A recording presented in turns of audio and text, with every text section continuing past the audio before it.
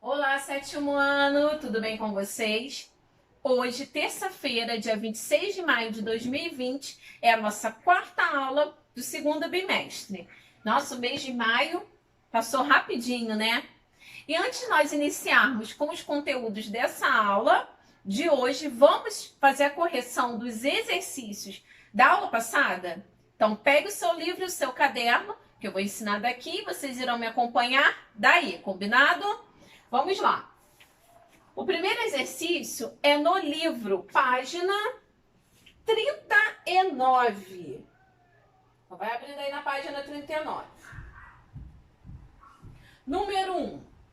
Lendo os textos anteriores e observando as imagens, foi possível perceber como a pintura e o uso das cores foi se desenvolvendo junto à sociedade? Explique. Então, nós conversamos muito sobre a pintura e a cor, esses dois elementos fundamentais, né, para dentro das artes visuais. E aqui está perguntando: foi possível perceber que a pintura e as cores foram se desenvolvendo junto à sociedade? Então, vamos para a resposta. Sim, foi possível percebermos o quanto a cor e a pintura são elementos fundamentais em cada movimento. Em relação às técnicas de pintura, é importante compreender que a humanidade tende a evoluir constantemente, superando as técnicas já desenvolvidas, porém não abandonando aquelas que lhe são úteis. Então, nós podemos observar que as técnicas de pintura foram evoluindo sim, né? Como nós vimos, diferentes técnicas, a cor sendo utilizada em cada movimento de uma forma diferente, mas algumas técnicas são utilizadas até hoje. Um exemplo é da técnica de tinta óleo, que é usada até hoje. Número 2. Em quais outras linguagens artísticas você acha que o uso das cores se destaca? Explique. Então vamos lá. Ela se destaca em várias outras linguagens, principalmente a linguagem visual e também na moda, ok? Nossa resposta. Ainda na mesma página 39, número 1. De acordo com o assunto abordado, conceitue as palavras a seguir. A. Luz. O que ilumina os objetos. B. Círculo cromático. Nós falamos isso, né, na nossa aula, que significa representação das cores em um círculo. E C, tá? Lembrando, gente, que a letra C está na página 40. C, cor secundária. Aqui deriva das cores primárias. Agora aqui na página, deixa eu colocar aqui, posicionar. Na página 40, vocês teriam que fazer um desenho, né? Criar a sua pop art. E aí, criaram?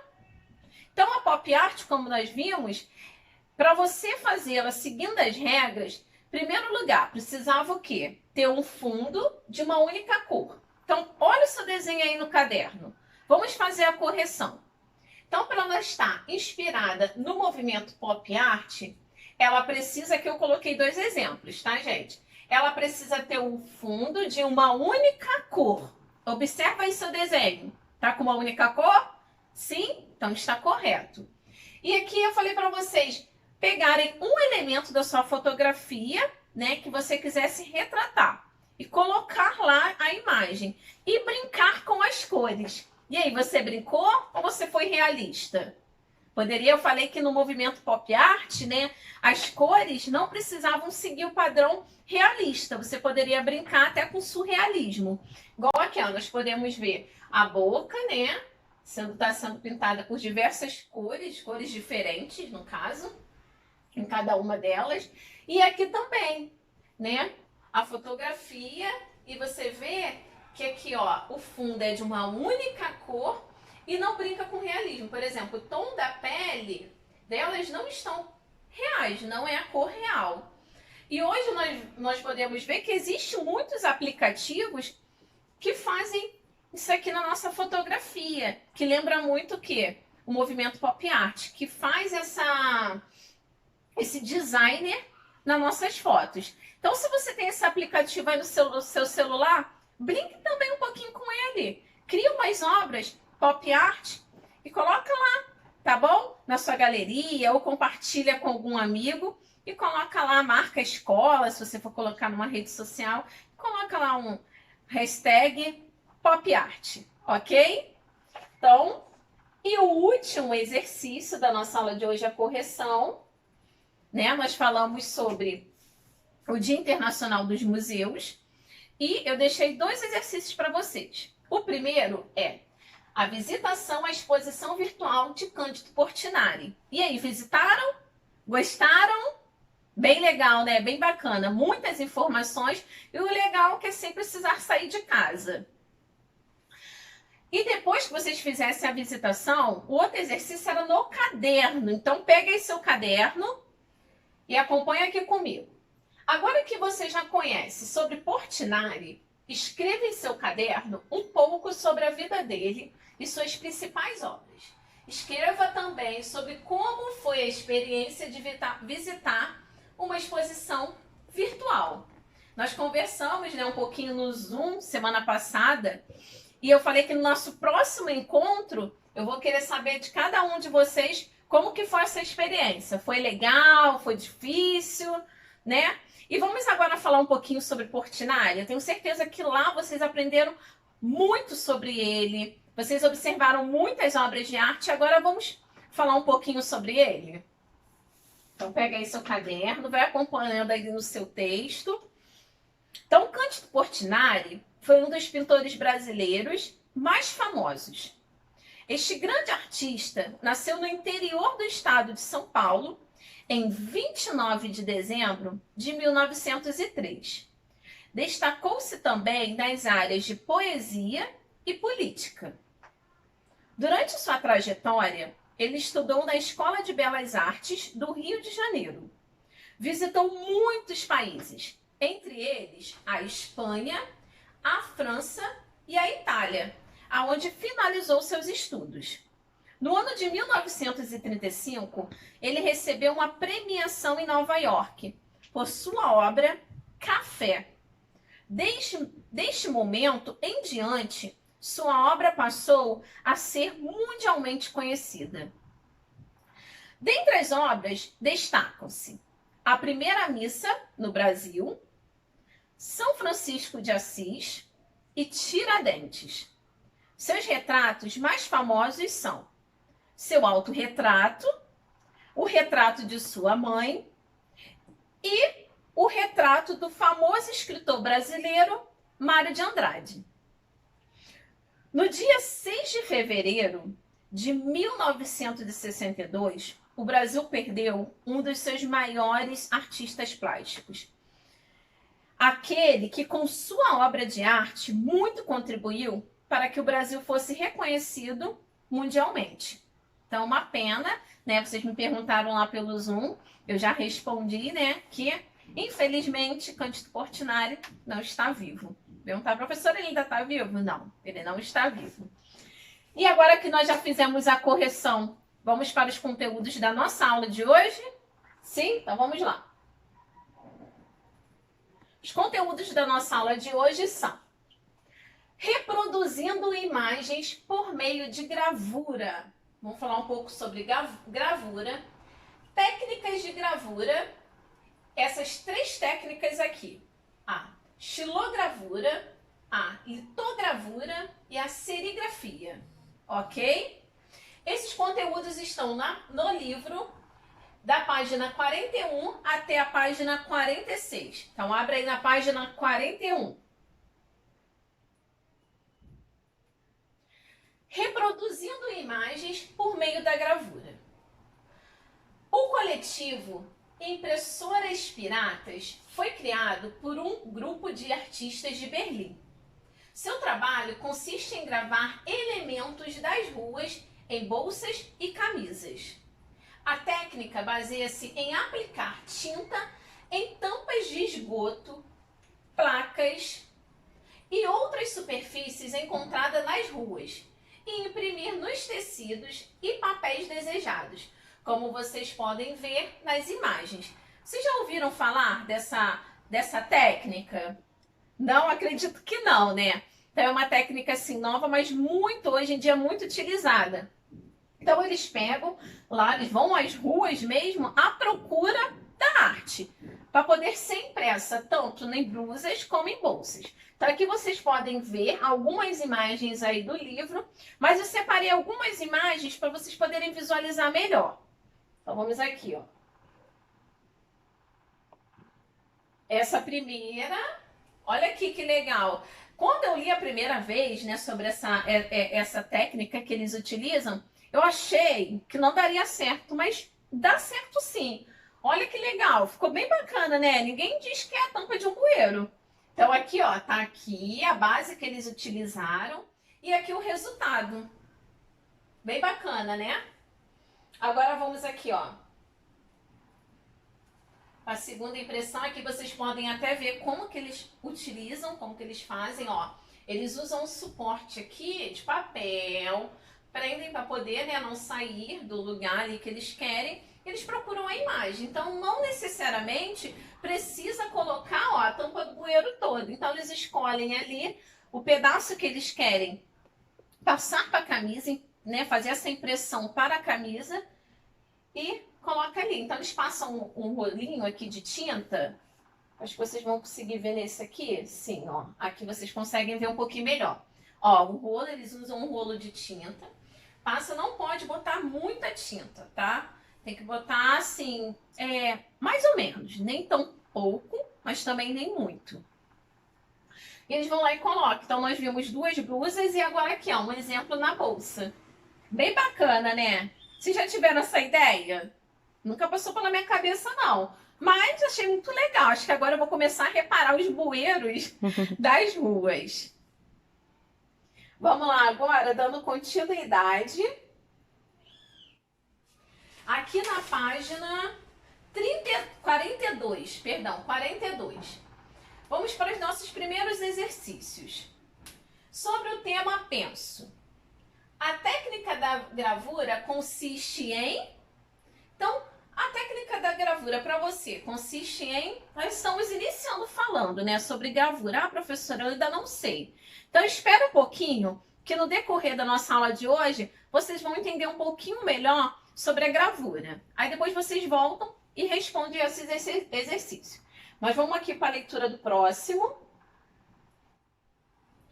Número 1. Você já utilizou a técnica de gravura em algum momento? Sim ou não? Anota aqui, hein? Número 2.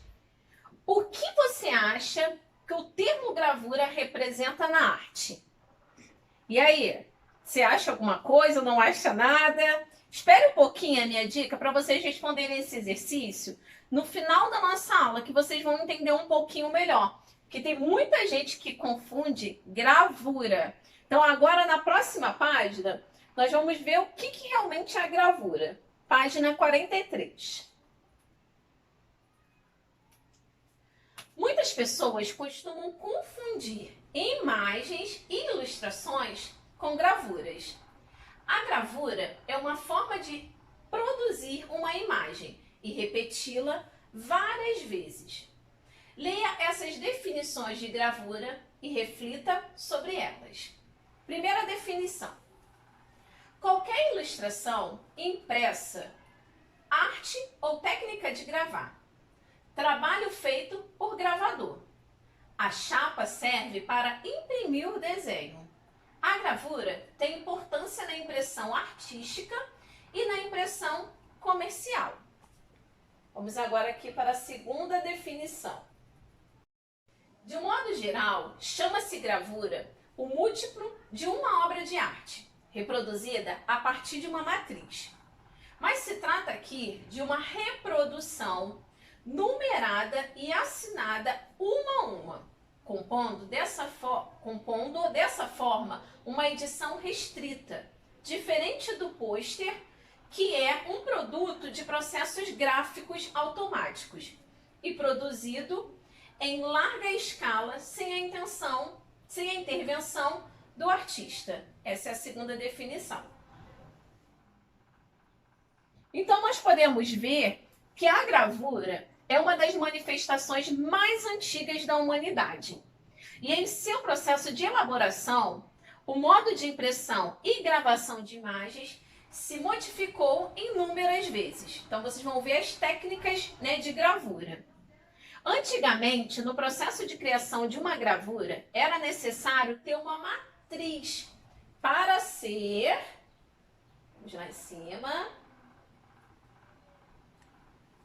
para ser gravada, que poderia ser pedra, madeira, ferro. E a intermediação da tinta e do contato com o suporte, que poderia ser papel ou tecido, para produzir a imagem. O material da matriz é o que classifica o tipo de gravura a ser produzida. Em muitos casos, a gravura é assinada e numerada uma a uma, caracterizando uma edição limitada pelo autor. Com o aprimoramento das técnicas ao longo do tempo, o modo de produzir a arte da gravura passou a interagir com os outros processos. As novas tecnologias, por exemplo. Agora, a gravura depende não só do trabalho do artista, mas também do trabalho do impressor. Então, acaba muitas das vezes, nós vamos ver que o artista acaba sendo o próprio impressor da sua gravura. Ou seja, olha aqui, ó, o artista muitas vezes também é um impressor. Controla os segredos do processamento da matriz e da sua reprodução fiel. A seguir, vamos conhecer alguns tipos de gravuras e suas técnicas. Então, aqui, ó, vamos passar agora aqui para a página 44. Algumas técnicas de gravura. A primeira técnica é a xilogravura. É uma das mais antigas maneiras de produção de gravuras. É a gravação em madeira. Xilo, em grego, quer dizer madeira. Primeiro, talha-se o desenho na placa de madeira, utilizando uma faca, goiva ou um formão, ou um buril. Em seguida, espalha-se a tinta sobre a placa e ela irá aderir apenas nos lugares em que a madeira não foi talhada. Na gravação, a parte da madeira não talhada será responsável pela reprodução do desenho. J. Borges é um dos grandes artistas da xilogravura e difundiu essa arte retratando o Nordeste para o mundo. Então vocês vão ver um pouquinho, aqui eu separei, né, professora, mas eu não entendi muito o que é xilogravura. Então eu separei algumas imagens para vocês entenderem melhor. Aqui nós temos a primeira imagem. Então vocês podem ver que o artista está usando a goiva, né, que é o instrumento, para poder usar aqui, e a base é a madeira. Então ele está fazendo ali a imagem que ele deseja. Aí na segunda imagem, então o artista fez a imagem que ele quer, né, reproduzir, a gravura. Depois que ele fez, ele vem, ó, pronta, vem com um rolozinho, com a tinta, a cor que ele quer, né, usar, e passa aqui, ó, por cima da madeira. E o último processo é da impressão. E ele pega o papel, o suporte, no caso aqui é um papel, para poder fazer a impressão da gravura. Então a xilogravura, ela lembra muito o carimbo. Então, não parece? Aqui, ó, o carimbo. Então, lembra muito o carimbo. Vamos passar agora para... Ah, agora eu queria voltar ali em cima, tem um trechinho ainda que eu pulei. Vamos voltar lá. Continua ainda nessa página. Eu vou explicar essa partezinha aqui de baixo. Nas imagens apresentadas, podemos observar a matriz. Vou abaixar um pouquinho aqui para vocês verem melhor. Aí, ok.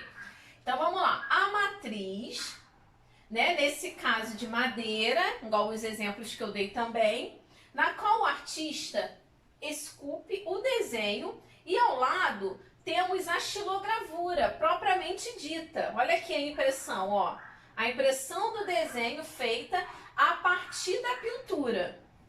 Então nós podemos ver aqui, ó, a base, essa aqui é a matriz e aqui já a impressão.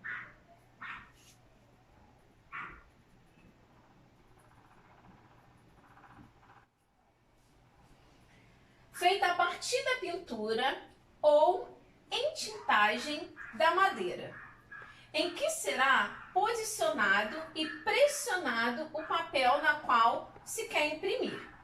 Perceba que na impressão o desenho reproduzido se dá com a forma invertida. Então isso aqui é uma observação muito boa, porque se vocês quiserem na sua xilogravura escrever uma palavra, vocês vão saber que na hora da impressão ela vai ficar invertida. Então olha aqui, ó. Podemos observar, dando continuidade. A imagem ao lado mostra as goivas dos instrumentos utilizados para fazer a escultura, ou o entalhe na madeira, no processo de confecção das matrizes das xilogravuras. Tá? Então você sabe que precisa de uma ferramenta própria, apropriada para isso, senão você pode até acabar se machucando. E é uma técnica que requer um pouco de paciência, bastante atenção, mas depois você consegue fazer impressão de da mesma imagem diversas vezes. Vamos agora para a segunda técnica. Vamos passar aqui a imagem, tá? Relembrando, ó. Vamos relembrar aí as imagens. Não esqueça, quando lembrar da xilogravura, lembra do carimbo. Agora, a segunda técnica é a litogravura. O processo da litogravura se dá pelo desenho realizado em uma pedra. Lito, em grego, quer dizer pedra, específica. Então, a pedra é uma pedra específica, tá? Calcária, que serve como matriz. A impressão do desenho é feita por meio da repulsão entre a água e as substâncias gordurosas dos materiais utilizados para desenhar. O desenho é impresso no papel por meio da prensa. Então, é um processo diferente. A base ali já é a base de pedra, tá? É a base de uma pedra. E eles utilizam de substâncias gordurosas e da água também. Então, para vocês entenderem melhor essa técnica, eu vou estar passando um pequeno vídeo, mas por enquanto vamos olhar aqui rapidinho só para finalizar. Então, na litogravura, o desenho será impresso de maneira espelhada no papel, assim como nas outras modalidades da gravura. A litogravura permite tirar muitas cópias da mesma matriz. Então, vamos lá, ó. Aqui eu vou colocar o vídeo para vocês entenderem um pouquinho melhor. Tá? Aqui. Vamos lá. Então prestem bastante atenção no vídeo que vocês vão conseguir entender um pouquinho melhor. A primeira etapa do processo é a ponçagem, ou seja, a lavagem da pedra litográfica. A ilustração anterior é eliminada, permitindo que a matriz calcária receba um novo desenho. Então essa pedra está sendo reutilizada. Para desenhar, o aluno usa materiais gordurosos como tuche e lápis e crayon litográficos. O carbonato de cálcio da pedra retém a gordura e a imagem fica memorizada. Neste trabalho, a artista usou o betume como material gorduroso. Foi passado o betume na pedra? foi feito o desenho e agora eu estou retirando, né, retirando o betume para ir aparecendo o desenho, usando várias técnicas, várias pontas e lixas para tirar. Depois de feito o desenho, o artista tem que colocar nessa superfície da pedra goma arábica, ácido nítrico, ácido fosfórico, ácido tânico, uma combinação de vários ácidos que fazem com que essa imagem fique gravada na pedra. É um processo bem demorado e bem elaborado também. O passo seguinte é passar o rolo com tinta de impressão sobre a pedra e levá-la para a prensa. Aqui, o impressor Rogério da Rosa faz uma edição da gravura. Agora nós vamos ver o resultado, a impressão. A tinta vai aderir ao desenho, mantendo brancas as partes sem imagens. Para impressor. Então vocês viram, conseguiram entender até um pouquinho melhor, né? Que assim, só lendo, às vezes assim, fica um pouco difícil de entender. Mas com o vídeo que agora ficou bem fácil de entender. Então é um processo que requer de muitos elementos, né, químicos, muitos produtos químicos. E não é tão fácil assim de fazer. Mas que vale a pena, né? É uma técnica muito utilizada. Agora vamos dar continuidade aqui ao nosso conteúdo. E vamos falar um pouquinho agora sobre a última técnica, que é a de serigrafia, ou silvisqueen. A serigrafia teve início em meados do século XX. O método mais conhecido é o de gravar uma imagem em uma tela de poliéster. E com a ajuda de um rodo, a tinta é transferida para um papel ou tecido. Então eu separei um outro segundo vídeo aqui para vocês entenderem um pouquinho melhor. Aí, aqui, que é esse aqui.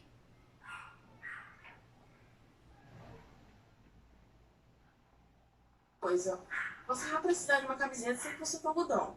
Essa aqui é uma baby look, também é amassadinha, mas não tem problema. Você vai ter que esticar ela aqui no berço, que eu já vou mostrar pra vocês. Mas vocês podem estampar, por exemplo, uma camiseta 100% algodão. Ou vocês também podem estampar ecobags. Aqui eu trabalho com esse tipo de ecobag, também 100% algodão. Nós vamos precisar de um rodo. Esse é o rodo que é para puxar a tinta. Também vou precisar de uma espátula para poder pegar a tinta. A tinta em si, que é essa aqui, ó. É uma tinta própria para esse uso. processo. É preta, mas tem várias cores. E essa aqui é exatamente para algodão e para silkscreen. Além disso, vocês também vão precisar de um berço assim. Você também pode usar outras coisas se você não tiver um berço desse em casa. Você pode forrar uma tábua, alguma coisa assim. Só tem que ficar retinho e não ficar exatamente duro, entendeu? Ele ficar um pouquinho fofinho como ele. Eu também vou usar uma tela. Essa tela aqui, para essa estampa. Essa tela é de nylon, isso aqui é madeira. Eu mandei fazer no centro da cidade e essa arte aqui foi que eu fiz no Photoshop. Para fazer uma tela dessa, você faz a arte no Photoshop, manda para uma estamparia. Essa aqui custou 35. Nessa parte verde aqui, não passa a tinta. A tinta só passa aqui dentro, nessa parte aqui vazada do nylon. Então, vou mostrar pra vocês como é que a gente faz. Primeira coisa, a gente vai esticar a blusa no berço. Você estica ela assim. E antes de você fazer, você coloca a tela. Porque você Isso é tem muito que ver aqui importante, agora. ó. Então, tem que dar um espaço pra estampa. Então, você tira, levanta a camisa, pra ficar com um espaço legal entre a gola e a estampa. Coloca e vê de novo. Tem que ficar centralizado, hein, gente? Centralizado direitinho. Então tá. Aí a gente coloca assim. Eu vesti o berço com a camiseta. Agora o que eu vou fazer? Eu vou pegar a tinta. Aqui, ó. Vou pegar a tinta. Pego um pouco de tinta, por exemplo, essa quantidade, coloco em cima da tela. Agora eu vou espalhar em cima da imagem só. Não ficar botando nos cantos, só em cima da imagem. Pronto. Agora eu vou pegar o meu rodo e vou passar só em cima da imagem. Passo uma vez com força, tá? Tem que ser bem firme. Tira a tinta, passo de novo. Tira a tinta, passo de novo. Pronto. Tiro aqui com cuidado, que essa tinta mancha muito. E tiro a tela. E tá pronta a camiseta. Você tem que lavar rápido, porque quando essa tinta seca, você perde a tela. Você tira aqui o excesso da tinta do rodo com a espátula. Pra você poder lavar o rodo, mas não desperdiçar tinta. E você tira o excesso da tinta também da tela. Da tela. Pra quando você lavar a tela também não desperdiçar tinta. Então é bom e importante, né? Você depois retirar para não estragar a sua tela. Porque essa tela aqui você vai poder reutilizar várias vezes e fazer várias outras impressões. Então essa foi a nossa última técnica.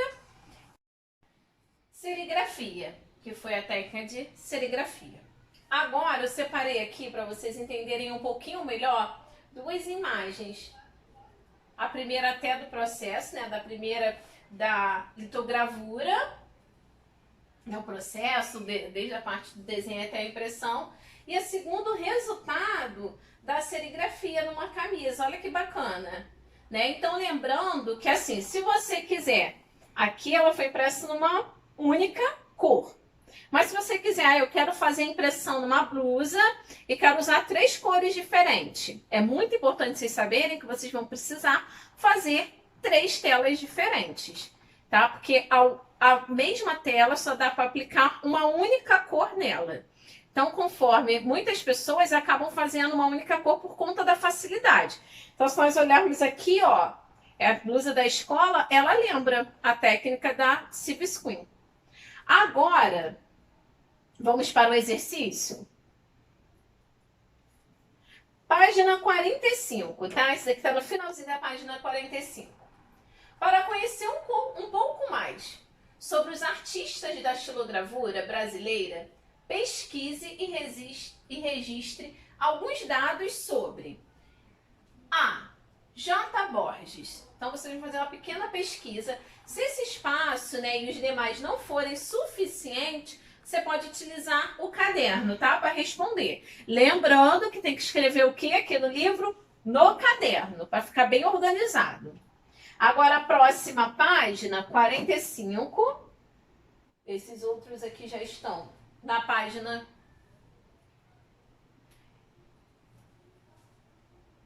Esses daqui já estão na página 46, tá bom? O 45 tá ali, é da outra, da A. B. Marina Karam.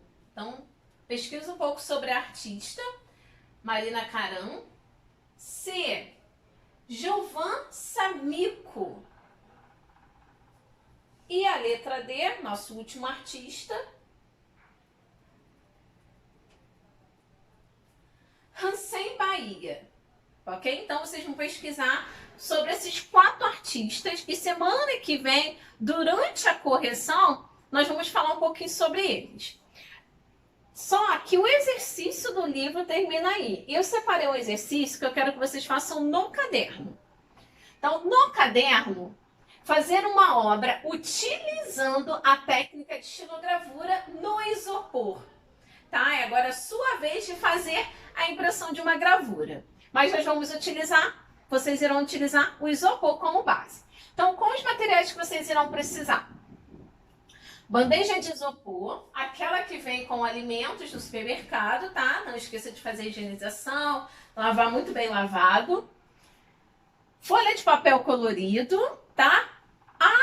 O tamanho da folha, você que vai determinar, porque vai ser o tamanho da base que você vai usar de isopor. Rolo de pintura pequeno ou pincel, tá? De preferência rodo, mas se não tiver, dá para fazer o pincel. Você consegue fazer com o pincel. Lápis preto, tesoura sem ponta e tinta guache. Professora, mas que cor de tinta guache? É quem vai determinar é você. Primeiro passo. Recorte as bordas da bandeja, pois você só vai usar a parte plana, tá bom? Mas depois eu até vi que você consegue até usar a outra parte. Vou já dar essa dica, tá? Algumas já não tem essa aba. Fica mais fácil, tá? Então tem algumas que não tem. Se tiver, corte, vocês vão ver aqui que também dá para usar o fundo, sem precisar cortar. 2. Segundo passo. Desenhe forçando com o lápis até afundar o isopor. Cuidado, se for escrever, pois as letras ficam invertidas. Lembra que eu falei lá que fica invertido? Então toma muito cuidado se for escrever. Então aqui, ó, deixa eu já mostrar, ó, aqui, ó. Vai desenhando com lápis. Vocês também podem usar a caneta, tá? Não tem problema, só que vocês vão ter que, ó, marcar bem, para a impressão ficar bem fundinho, para ter, ó, para ela ficar com um relevo. Terceiro passo. Escolha a cor da tinta e passe com o rolinho ou pincel na placa de isopor, cobrindo toda a superfície. Então você vai lá, escolheu a cor ou as cores. Olha aqui que legal. Pode ser de uma única cor ou pode ser colorido. Então você pode usar o rolinho. Professora, não tenho rolinho, eu consigo fazer essa impressão com o pincel? Sim, só que vocês vão ter que tomar bastante cuidado para não encharcar. Então pega o pincel, tira o excesso de tinta e pinta aqui. Você também pode utilizar esponja. Sabe aquela esponja da cozinha que a sua mãe não quer mais usar, vai jogar fora? Lava ela bem lavada, bota para secar. Depois que ela estiver bem sequinha, você pode usar como suporte também para pintar. Quarto passo. Vire o isopor na folha de papel e faça a impressão sobre a placa para transferir o desenho. Olha aqui, ó. Nesse aqui você vai conseguir ver melhor a impressão. Então aqui, ó, desenhou, passou lá a tinta ou as tintas e, ó, vira aqui na folha. Professora, a folha também pode ser branca? Se você for utilizar as várias cores, o legal é branco para se destacar ou preto. Na folha preta também o resultado fica muito legal. Mas se você for usar uma única cor, por exemplo, aqui o azul, você pode colocar uma cor complementar por baixo, que aí vai dar um destaque maior. Mas também pode ser feito na folha branca, não tem problema não, tá? 5, que é o último passo, retire o isopor com cuidado para não borrar o desenho. Espere secar e está pronto. Então olha aqui que legal, 2 exemplos. E agora é a vez de vocês colocarem em prática. Faça quantas gravuras você quiser. Só não esqueça de, quando finalizar o seu desenho, a sua gravura, você anexar lá no seu caderno, colar. Não esqueça de colocar um título para a sua obra, tá? E deixar lá bem organizadinho. Então, por hoje é só. Nos vemos semana que vem. E qualquer dúvida, eu estou à disposição através do portal. Fiquem com Deus. Um super beijo.